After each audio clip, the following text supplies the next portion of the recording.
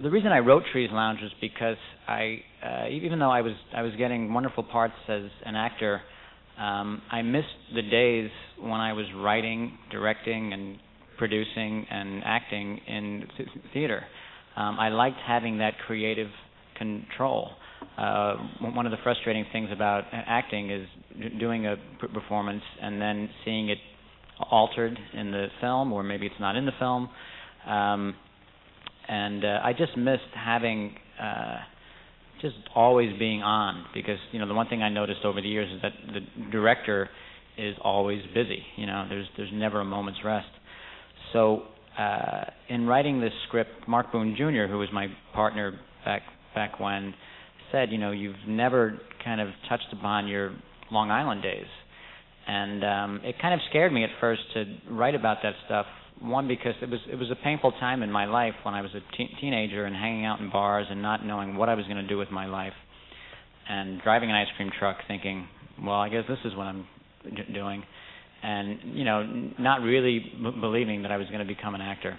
And so the idea for Trees Lounge came to me. Well, what if I never pursued acting? What if I never got the courage to move out of Long Island, move into Manhattan, and pursue it? And so that's how the idea started. And I had this idea, but I didn't know how to go about writing a script. Even though I had written a lot of stuff with Mark, most of those things were short pieces. So I actually went to a screenwriting workshop for a weekend, and this guy was trying to teach this formula of, there's certain steps that you take, and your character has to go through these things. And he cited a number of films as examples. And the thing that I took from that was some of the films he showed, it seemed like, it hit all the steps, but you couldn't see the steps. I mean, it just seemed like the best writing, people arrive at those steps instinctively. And he showed some other films where I could see the formula. And anyway, that just messed me up. I couldn't start at all, because I was just totally blocked. And then I was lucky enough to catch a John Cassavetes retrospective at the Museum of Modern Art, and I saw all his films in about 10 days. And his work, if you've never seen his films, I really urge you to see them somehow. I mean, they're not easy to see. But his work just blew me away, because